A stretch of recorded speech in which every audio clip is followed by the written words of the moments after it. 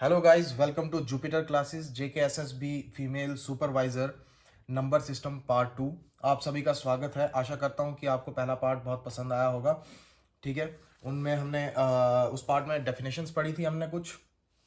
ठीक है, उनको एक बार रिवाइज कर लेना, अच्छे से समझ लेना उन डेफिनेशंस को। तो इस पार्ट में सबसे पहले हम क्या पढ़ने वाले हैं? ठीक है, तो सबसे पहले हम पढ़ने वाले हैं राउंडिंग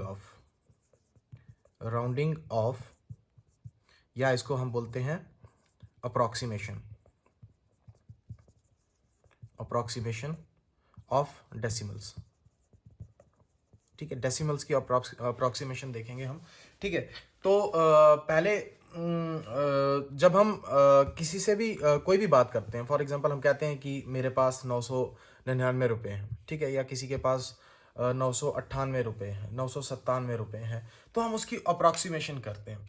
हम बोलते हैं कि 1000 ही रख लो। अपनी काउंटिंग ईजी करने के लिए हम क्या करते हैं, उसको राउंड ऑफ करते हैं। इसे ही राउंड ऑफ कहते हैं। ठीक है, तो यहां पर अब हम डेसिमल्स की राउंडिंग ऑफ करेंगे, डेसिमल फ्रैक्शंस की हम राउंडिंग ऑफ करेंगे। तो कैसे करेंगे? ठीक है, तो इसका एक रूल है। इसका एक रूल क्या है, मैं एक एग्जांपल के साथ समझाता हूं, आपको ज़्यादा अच्छे से समझ आ जाएगी। फॉर एग्जांपल हमारे पास एक डेसिमल दिया हुआ है, हमारे पास कुछ इस तरीके से दिया हुआ है।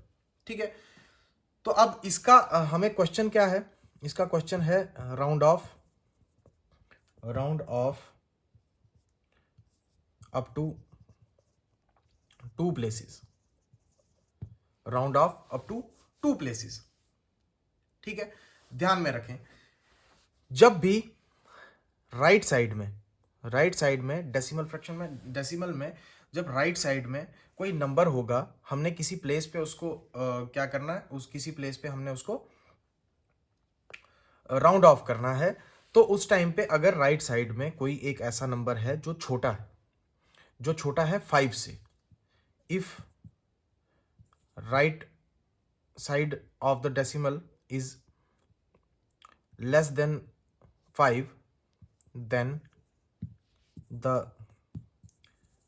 preceding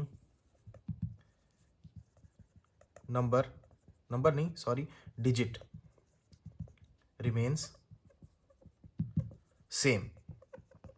ठीक है, इस चीज को याद रखना है कि जब भी जो सक्सीडिंग जो डिजिट होगा वो 5 से छोटा है, तो उस टाइम पे जो प्रीसीडिंग डिजिट जो होगा वो सेम रहेगा, उसमें कोई चेंज नहीं आएगी, अनचेंज रहेगा, अनचेंज्ड। ठीक है, एक ये रूल। और अगर यही सक्सीडिंग जो नंबर होगा वो ग्रेटर देन 5 होगा, then we add +1 to the preceding digit। ठीक है, इसको याद रखना है। ठीक है, राइट साइड में जब भी कोई नंबर कोई डिजिट जो होगा वो अगर 5 से छोटा है तो प्रीसीडिंग डिजिट में कोई चेंज नहीं आएगी। और अगर वही सक्सीडिंग डिजिट जो होगा वो 5 से बड़ा है, देन हम क्या करेंगे, प्रीसीडिंग डिजिट में 1 को ऐड करेंगे। ठीक है, अभी इसी एग्जांपल को लेके चलते हैं। ठीक है, फिलहाल तो अप टू 2 प्लेसेस अगर हम देखेंगे यहाँ पर, अप टू 2 प्लेसेस, तो यहाँ से हमें पता चल जाएगा ये 5 है या 5 से बड़ा होगा, 5 या 5 से बड़ा होगा, तो हम यहाँ +1 ऐड कर देंगे, ये 21.14 हो जाएगा यहाँ पर। ठीक है, लेकिन अभी हम इसको पूरा करके देखते हैं कैसे होगा ये। ठीक है, तो 21.13592 है, 2 इज लेस देन 5, तो इसमें कोई चेंज नहीं आएगी, मैंने ऐसे ही रख दिया। ठीक है, उसके बाद 21.139 है, 5 से बड़ा है, तो यहाँ पर एक ऐड हो जाएगा, तो 5 के साथ अगर हम 1 ऐड करेंगे तो 6 हो गया। ठीक है, ऐसे ही अब 4 हो जाएगा। ये कैसे? क्योंकि यहाँ पर 6 था, 6 5 से बड़ा है, हमें पता है प्रीसीडिंग डिजिट में 1 ऐड करना है अगर 5 से बड़ा सक्सीडिंग डिजिट हुआ तो, ठीक है। तो 2.14 इन्होंने कहा था 2 प्लेसेस तक, 2 प्लेसेस, ये 1 प्लेस है, 2 प्लेस, 3 प्लेस, 4 प्लेस, ठीक है, ऐसी चलती जाएगी, ठीक है। तो जहां पर भी बोलेंगे वहां पर इसे आपको कर लेना, इजी है, ठीक है। तो अब एक क्वेश्चन दे देता हूं मैं आपको, ठीक है। राउंड ऑफ, इसको लिखेंगे हम राइट। क्वेश्चन है आपके लिए, इसका आंसर सभी देंगे कमेंट्स में। Right 34.3751 up to 2 place of decimal, ठीक है, 2 प्लेसेस ऑफ डेसिमल्स। एक क्वेश्चन ये रहेगा, ठीक है, इसका सभी आंसर देंगे, ठीक है। और दूसरा क्वेश्चन ये रहेगा right 3.1004 up to 1 places of decimals, ठीक है। इसको करके दिखाना है आपने, इन दोनों का आंसर देना है आपने, ठीक है। ऑप्शन कोई नहीं रहेगा, ऑप्शन कंफ्यूजन क्रिएट करेगा। मैथमेटिक्स में ऑप्शंस कंफ्यूजन क्रिएट करते हैं। जब आप प्योर मेथड से कोई क्वेश्चन सॉल्व कर रहे हो तो उस टाइम पे आपको अपने आंसर पे कॉन्फिडेंस ज़रूरी है, ठीक है। तो इसलिए आंसर में कॉन्फिडेंस लाने के लिए आपको ऑप्शंस की ज़रूरत नहीं, मेथड की ज़रूरत है, ठीक है। तो जो भी इन दोनों क्वेश्चंस के, बहुत इजी क्वेश्चन है, ठीक है, इन दोनों क्वेश्चन के जो भी कमेंट में सही आंसर देगा ज़रूर उसको लाइक किया जाएगा, उसके आंसर को लाइक किया जाएगा, ठीक है।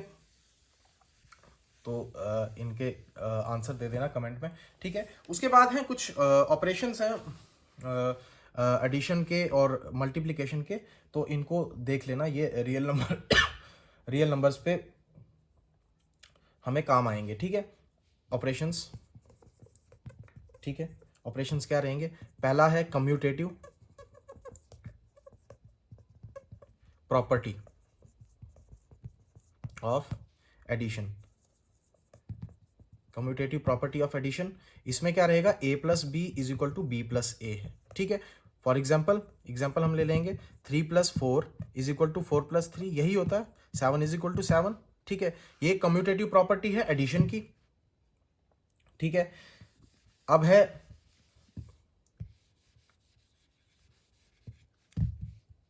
Associative property of addition. Associative property क्या होती है? a प्लस बी कुछ इस तरीके से plus C is equal to A plus B plus C, ठीक है। ये रहेगी आपकी associative property of addition. Example ले लेंगे 3 plus 4 plus 1 is equal to 3 plus 4 plus 1। क्या ये सेम आंसर देंगे हमें? बिल्कुल देंगे। 4 और 3 7, 7 और 1 8 इज इक्वल टू 3, 4 और 1 5, 5 और 3 8, ठीक है। तो ये हमें सही आंसर दे रहे हैं, ठीक है। ये कुछ प्रॉपर्टीज हैं, ठीक है, इन प्रॉपर्टीज को ध्यान में रखना है, ठीक है। ये आ गई आपकी एडिशन की प्रॉपर्टीज, दो, एसोसिएटिव और कम्यूटेटिव प्रॉपर्टी, ठीक है। अब है हमारे पास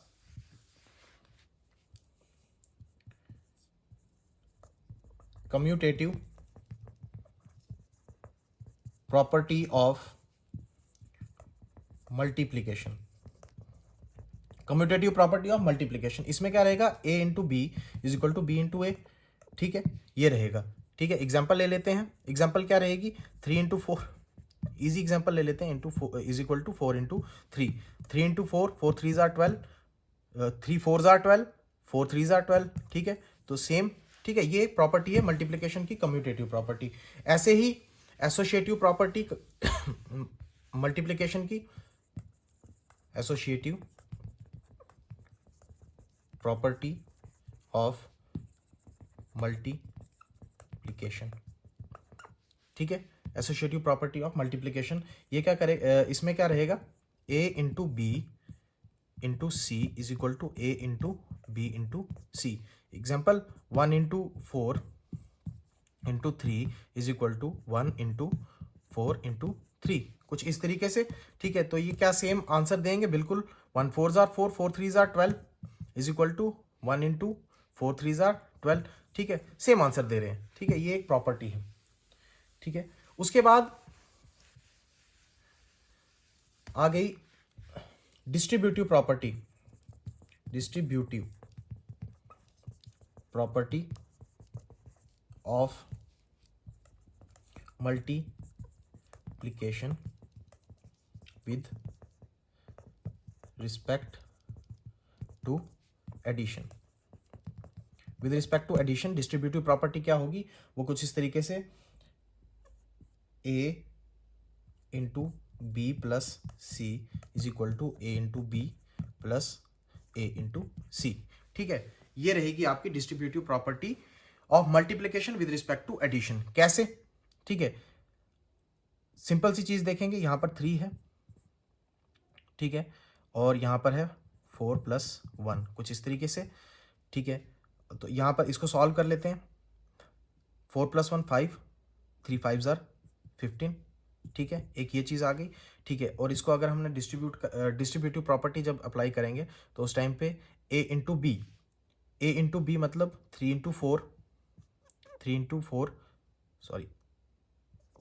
into 4 plus 3 into 1, a b a और c। ठीक है, ऐसे ही है सेम इसमें देखो।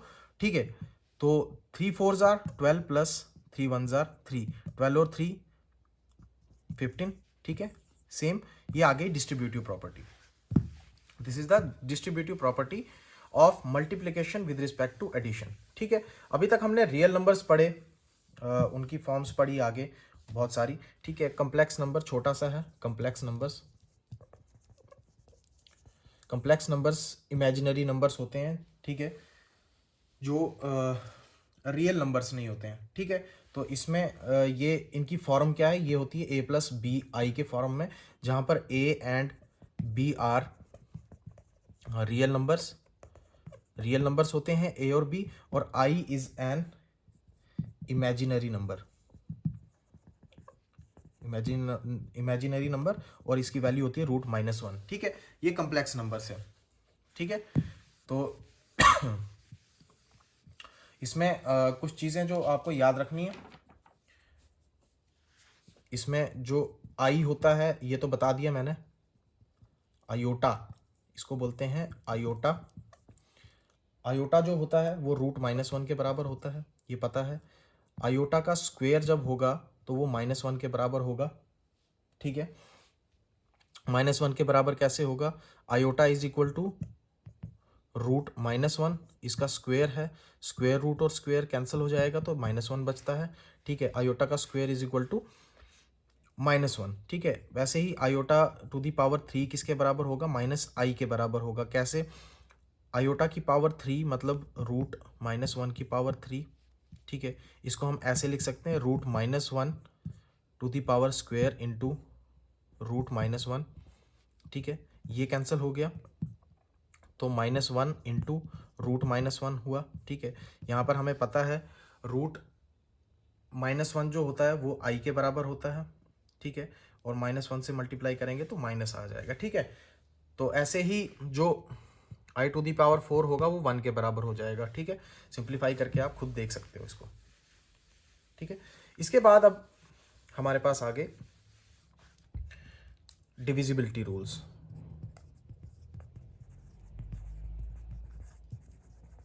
ठीक है, डिविजिबिलिटी रूल्स थोड़े से पढ़ेंगे हम। ठीक है, डिविजिबिलिटी जानने के लिए इसमें सबसे पहले जो आपको याद रखना है, कोई कंपोजिट नंबर जो होगा, composite number divisibility by composite number, पहले मैं ये बता रहा हूँ। ठीक है, if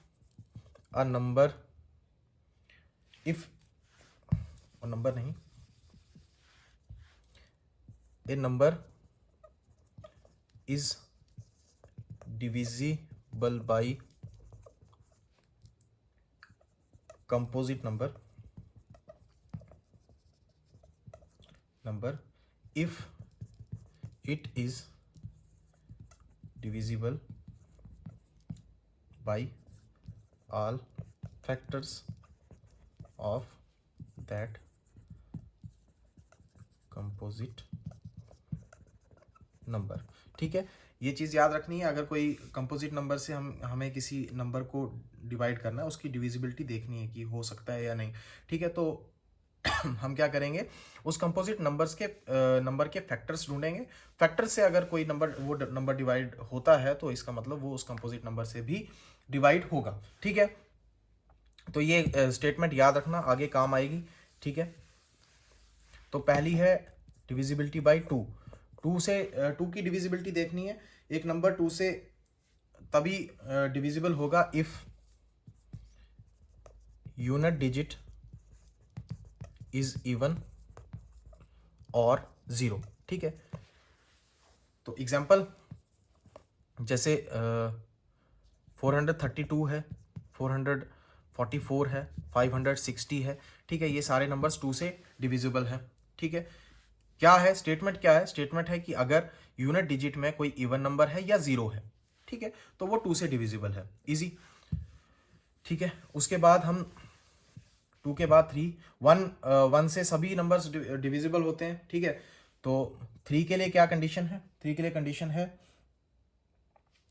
if sum of digits of number is divisible by 3। ठीक है, कोई भी नंबर अगर उसके कोई डिजिट्स हैं वो अगर 3 से डिवाइड होते हैं तो ही वो नंबर जो है पूरा का पूरा जो 3 से डिवाइड होगा। ठीक है, फॉर एग्जांपल 303, सिंपल सा क्वेश्चन, सिंपल सा हम ले लेंगे। ठीक है, 303 कंडीशन क्या है कि इसके डिजिट्स का एडिशन जो है अगर वो 3 से डिवाइड होता है तो वो नंबर जो होगा 3 से डिवाइड होगा। ठीक है, तो इसमें क्या है, 3 + 0 + 3।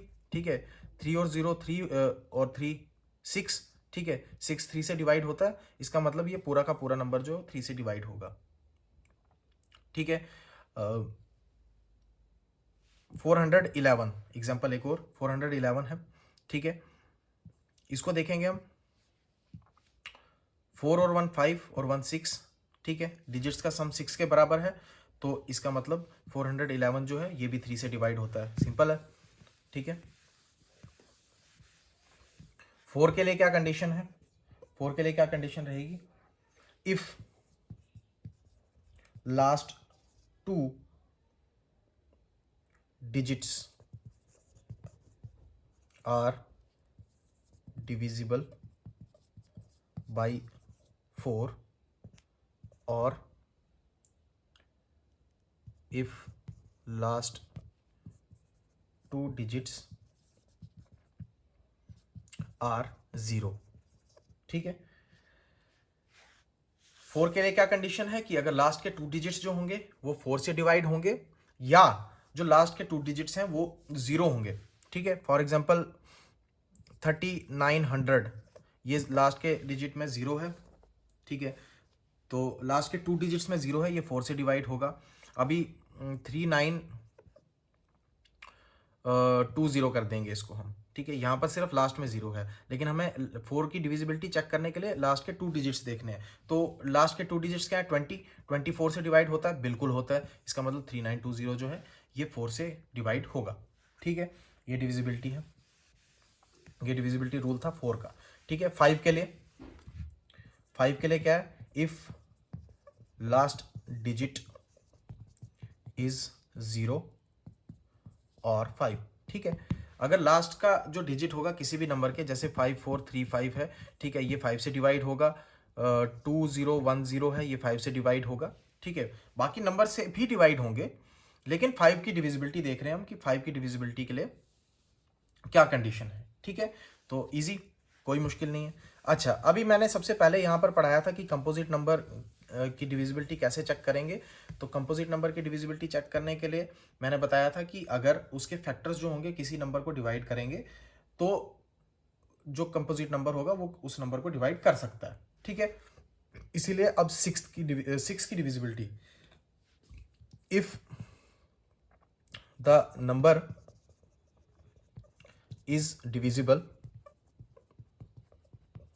बाई बोथ 2 and 3, ठीक है।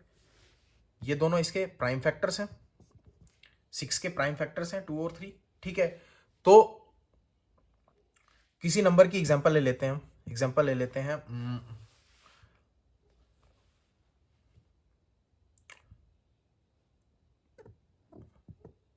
200 की एग्जांपल ले लेंगे, ठीक है।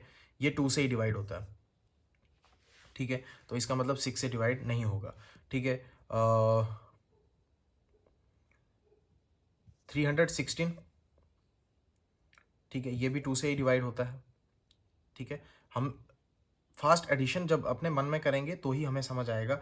216 देखेंगे हम, 2 से डिवाइड होता है बिल्कुल, ठीक है। 3 से डिवाइड होता है, 3 से डिवाइड होने के लिए क्या कंडीशन थी? 3 से डिवाइड होने के लिए कंडीशन थी कि addition of the digits of that number, अगर वो 3 से डिवाइड हो रहा है तो ही पूरा नंबर 3 से डिवाइड होगा। 6 और 1 7, 7 और 2 9, 9 3 से डिवाइड होता है, बिल्कुल होता है। तो इसका मतलब ये दोनों से, 2 और 3 से दोनों से डिवाइड हो रहा है, इसका मतलब ये 6 से भी डिवाइड होगा, डिविजिबल है, ठीक है। ये 6 के लिए कंडीशन थी, ठीक है। अब 7 के लिए, 7 के लिए क्या कंडीशन रहेगी? इसके लिए हम ऑस्कुलेटर -2 का यूज करते हैं, ठीक है। ध्यान रखना, लास्ट डिजिट को, या फिर हम बोल सकते हैं last digit is doubled, last digit को डबल करेंगे and subtract it from remaining digits, ठीक है। ऑस्कुलेटर -2 या लास्ट का जो डिजिट होगा उसको डबल कर देंगे 2 से मल्टीप्लाई करके, और बाकी जितने भी रिमेनिंग डिजिट्स होंगे, रिमेनिंग नंबर जो नंबर बनेगा उससे हम इसको माइनस कर देंगे, ठीक है। कैसे? ठीक है, एग्जांपल ले लेंगे 7 की ही एग्जांपल है, ठीक है। फॉर एग्जांपल हमारे पास एक नंबर है 99995, ठीक है। ये हमारे पास एक नंबर है, ठीक है।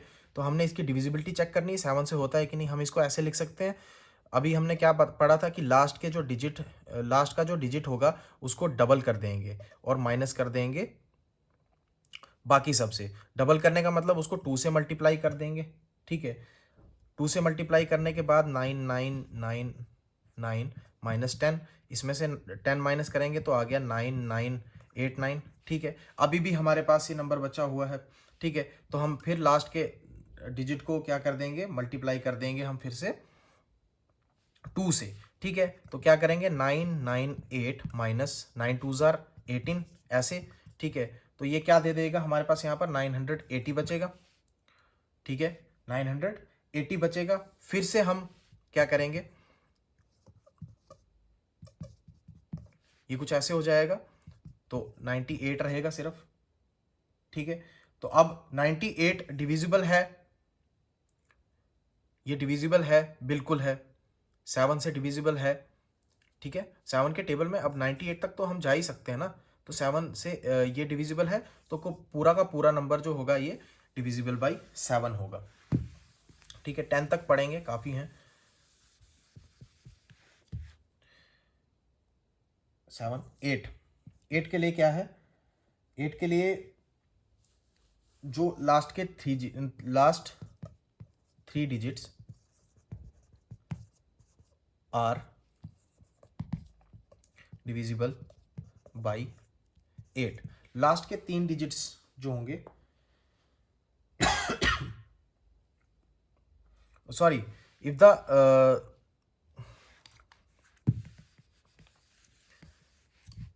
If the number formed by last 3 digits is divisible by 8, ठीक है। लास्ट के 3 डिजिट्स जो भी नंबर बनाएंगे वो अगर डिविजिबल है 8 से तो हम ये मान सकते हैं कि पूरा का पूरा नंबर जो है वो 8 से डिविजिबल होगा। बुक्स पे कई सारे नंबर्स आप इमेजिन कर सकते हो, उनको ट्राई कर सकते हो, ठीक है, मुश्किल नहीं है, थोड़ा सा सीखना पड़ेगा बस याद रखने के लिए कि हाँ रूल्स जो है, रूल्स याद रखने हैं, रूल्स याद रखने ज़रूरी हैं इसमें, ठीक है। अब 9 के लिए देखेंगे, 9 के लिए देखेंगे। 9 के लिए क्या कंडीशन है, एक नंबर जो है वो 9 से डिविजिबल तब होगा if the sum of its digits is divisible by 9। अगर उसका जो सम होगा, डिजिट्स का सम जो होगा वो 9 से डिवाइड होगा, तो हम मान क्या सकते हैं, तो वो पूरा का पूरा नंबर जो है वो 9 से डिविजिबल होगा। ये इजी है, ठीक है। 3 में भी ऐसा ही कुछ था, 3 में भी बिल्कुल ऐसा ही कुछ था, ठीक है, सेम यही मेथड था 3 के लिए भी, 3 और 9 का सेम मेथड है, ठीक है। अब 10 के लिए, 10 के लिए क्या देखेंगे हम, इफ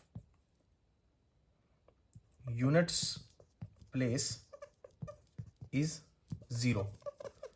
अगर यूनिट प्लेस 0 है, अगर यूनिट प्लेस 0 है तो वो 10 से डिवाइड होगा, तो वो नंबर जो होगा वो 10 से डिवाइड होगा, ठीक है। अब एग्जाम्पल के तौर पे एक एग्जाम्पल ले लेते हैं। मैंने जो पहले बताया था कंपोजिट नंबर का जो फार्मूला बताया था मैंने आपको, ठीक है, उसके लिए एग्जाम्पल ले लेते हैं एक हम, इज 2331024 डिविजिबल बाई 12, ठीक है। 12 से ये डिविजिबल है कि नहीं है, ठीक है, ये एग्जाम्पल है, ये एग्जाम्पल है, ये आपके लिए एक और क्वेश्चन है, ठीक है। क्या ये 12 से डिविजिबल है, ठीक है, यस और नो, ठीक है, सिंपल इजी है। अब डिविजिबिलिटी रूल्स जो है, बाकी के डिविजिबिलिटी रूल्स भी खुद से पढ़ लेना, थोड़ा सा प्रैक्टिस की जरूरत है बस, ठीक है। अब हमने जो पढ़ना है इस चीज को ध्यान से पढ़ना, ठीक है। Number of finding number of divisors, ठीक है, नंबर ऑफ डिविजर्स को हमने फाइंड आउट करना है इसमें।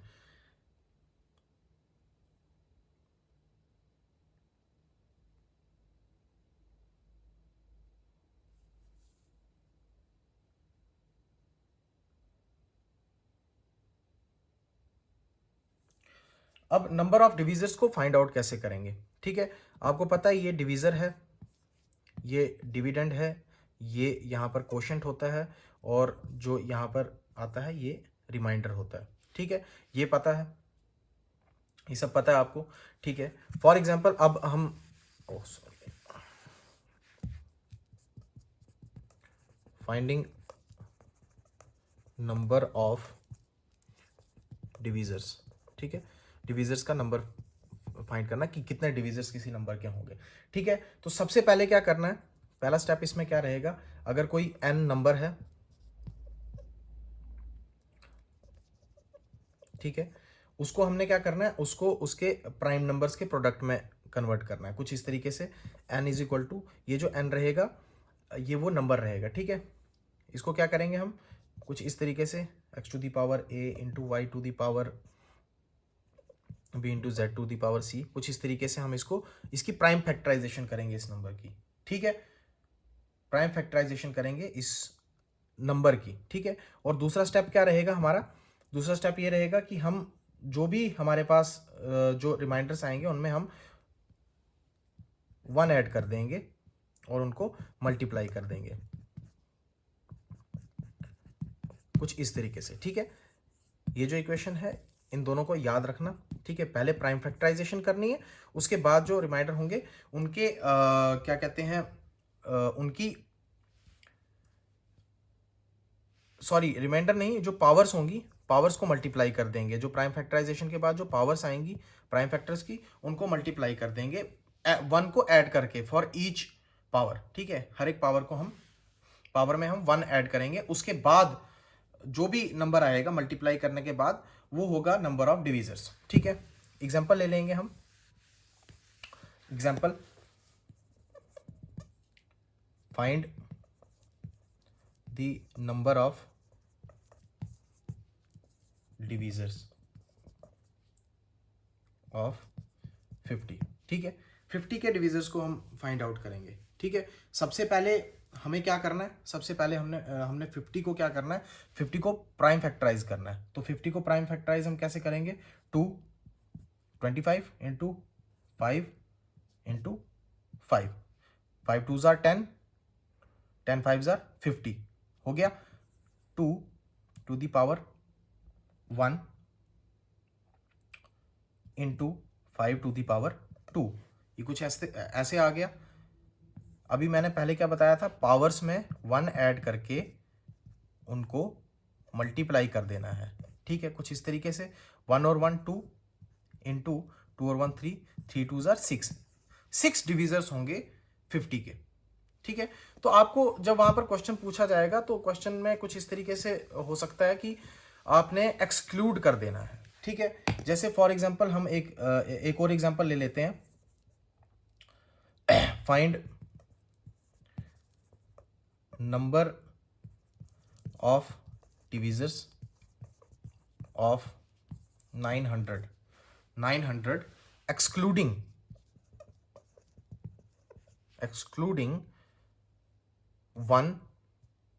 excluding 1 half of the number, 1 अलग है, half of the number अलग है, and number itself। ठीक है, तो अब हम ट्राई तो कर सकते हैं, 2 से डिवाइड होता है, 3 से डिवाइड होता है, 4 से डिवाइड होता है कि नहीं, ऐसे ऐसे चलता जाएगा, लेकिन बहुत टाइम खाएगा। ठीक है, तो हम क्या करेंगे, हम करेंगे इसकी प्राइम फैक्टराइजेशन। तो सबसे पहले हमारा क्या स्टेप रहेगा, प्राइम फैक्टराइजेशन। 900 की प्राइम फैक्टराइजेशन करेंगे, 2 इंटू 450, 2 इंटू 3 इंटू 3 इंटू 5, कुछ इस तरीके से होगी इसकी प्राइम फैक्टराइजेशन। मल्टीप्लाई करेंगे 900 आएगा। ठीक है, 2 की पावर क्या हो जाएगी यहाँ पर 2, 3 की पावर क्या हो जाएगी 3, 5 की पावर क्या हो जाएगी 1, हो गया। अब क्या उसके बाद स्टेप क्या था, उसके बाद स्टेप ये था कि आपको जो पावर्स होंगी, पावर्स में 1 ऐड करके उनको मल्टीप्लाई कर देना है। तो पावर्स क्या क्या है, 2 + 1, 3 + 1 और 1 + 1, कुछ इस तरीके से। ठीक है, इसको मैं हटा देता हूं, कुछ इस तरीके से होगी। ठीक है, 2 और 1 3 इंटू 4 इंटू 2। ठीक है, 4 3 जार 12, 12 2 जार 24, 24 उसके डिविजर्स होंगे। क्वेश्चन में क्या है, क्वेश्चन में पूछा excluding 1 half of the number and number itself. ठीक है, मतलब हमें उसमें से 3 डिविजर्स जो होंगे, 3 डिविजर्स जो होंगे वो उसमें से माइनस कर देने हैं। एक 1 आ गया, हाफ ऑफ द नंबर, 900 का हाफ 450, उसको भी हमने इसमें से हटा देना है, और नंबर जो 900 है इसको भी हटा देना है। तो हम 24 में से 3 माइनस कर देंगे, तो हमारे पास 21 बचता है। तो 21 नंबर ऑफ डिविजर्स होंगे अकॉर्डिंग टू दिस क्वेश्चन। ठीक है, तो ये आ गया आपका नंबर ऑफ डिविजर्स, आप कैसे फाइंड आउट कर सकते हो। ठीक है, इजी है। अब है हमारे पास counting number of zeros. Number of zeros को हमने काउंट करना है। ठीक है, number of zeros find out करने के लिए सबसे पहले आपको फैक्टोरियल पता होना चाहिए। फैक्टोरियल क्या होता है, फैक्टोरियल क्या होता है, फैक्टोरियल का कुछ इस तरीके से एक सिंबल होता है मैथमेटिक्स में। ठीक है, एक्सक्लेमेशन मार्क जो है फैक्टोरियल, फैक्टोरियल का मतलब होता है product of number and numbers less than given number till 1।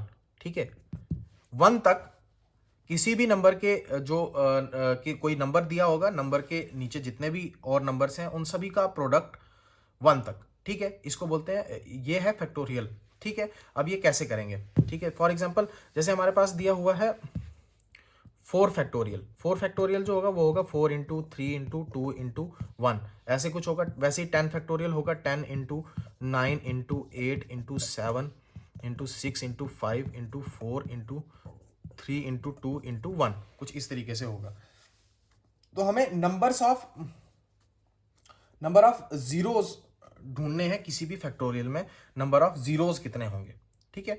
क्योंकि 10 से मल्टीप्लाई हो रहा है तो ऑब्वियसली लास्ट में जीरो आएंगे ही, ठीक है, यहां पर, ठीक है। और किसी भी नंबर का जो है वो हम जीरोस ढूंढेंगे, ठीक है। तो किसी भी फैक्टोरियल का, सॉरी, ठीक है। तो अब कैसे करना है, ठीक है, इसके लिए आपको बेसिकली सबसे पहले क्या करना है कि आपको पता है कि जीरो जो है 5 के टेबल में हमेशा आएगा, ठीक है, एंड में, ठीक है। और 5 जो है, क्वेश्चन ही ऐसा पूछा जाएगा कि लास्ट में इवन नंबर है, यूनिट डिजिट पे इवन नंबर है, कुछ इस तरीके से ही पूछा जाएगा। 5 को अगर हम किसी भी इवन नंबर से मल्टीप्लाई करते हैं तो जीरो लास्ट में आता है, बिल्कुल आता है, ठीक है। तो अब इसको करना क्या है, इसको करना क्या है, हमने सिंपली कोई नंबर हमारे पास दिया है उसको 5 से डिवाइड करना है, 5 की पावर से डिवाइड करना है, ठीक है, 5 के मल्टीपल से डिवाइड करना है।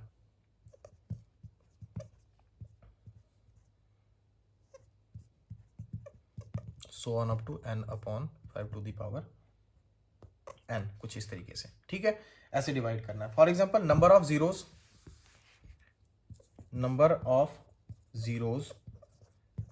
Eight the end of 10 factorial, ठीक है, इसमें नंबर ऑफ जीरोस देखेंगे हम, ठीक है। तो अभी क्या बताया मैंने, 5 के मल्टीपल से इसको डिवाइड करना है, ठीक है।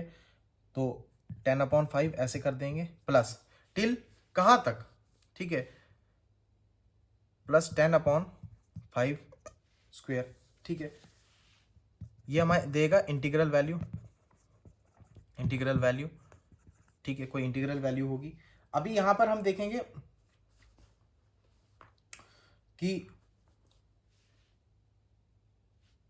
10/5 ये तो ठीक है, 10/25 ये जीरो से कम है, ये जीरो से कम हो जाएगा, 25 से 10 को डिवाइड करेंगे तो जीरो से कम हो जाएगा, तो हम इसको जीरो ही रखेंगे, ठीक है, इसको जीरो रखेंगे। उसके बाद पावर क्या होगी यहाँ पर, सॉरी, क्वोशंट क्या होगा यहाँ पर, 5 2 ज़ा 10, तो इसका मतलब 2 जीरोस होंगे, ठीक है, सिंपल। 10 फैक्टोरियल में 2 जीरोस होंगे। एक और एग्जांपल ले लेते हैं, number of zeros at the end of 100 factorial, ठीक है। तो इसको हम क्या करेंगे, 100/5 plus 100/5 to the power 2 plus 100/5 to the power 3, so on, integral value जो भी होगी, ठीक है। अभी यहाँ पर देखते हैं 5 5 25, 5 125, ये 0 से 1 से कम हो जाता है, इसको हम 0 मान लेते हैं, ठीक है। उसके बाद 100/5 25 हो जाएगा, 25 4 ज़ार 100, ठीक है, और 100/5 20, ठीक है, ऐसे हो जाएगा, 5 20 ज़ार 100। तो अब इसको 20 प्लस 4 करेंगे, 24 आ गया, 24 जीरोस होंगे, ठीक है। अभी जो क्वेश्चन सीरीज होगी, एमसीक्यू सीरीज होगी, उसमें हम इनको और प्रैक्टिस करेंगे। उससे पहले ज़रूरी ये है कि आप इसको खुद से प्रैक्टिस करो तो ज़्यादा अच्छा रहेगा। खुद से प्रैक्टिस करोगे तो ही आप एमसीक्यूज में भी कुछ कर पाओगे, ठीक है। तो आज के लिए फ़िलहाल इतना ही, ठीक है। अभी पार्ट 3 के लिए क्या क्या रहेगा हमारा, ठीक है, थोड़ा सा ही रहा है, लंबी वीडियो हो जाएगी, पढ़ नहीं पाओगे इतना, ठीक है। पार्ट 3 के लिए हमारा रहेगा लास्ट डिजिट फाइंडिंग, या इसको हम बोलेंगे finding digit at units place, ये रहेगा हमारा, ठीक है। हाईएस्ट पावर, हाईएस्ट पावर, ठीक है। हाईएस्ट पावर जो है वो भी इजी है फाइंड आउट करनी, ज़्यादा मुश्किल नहीं है, ठीक है। उसके बाद हम रिमाइंडर थ्योरम पढ़ेंगे, रिमाइंडर थ्योरम, पॉलिनोमियल थ्योरम,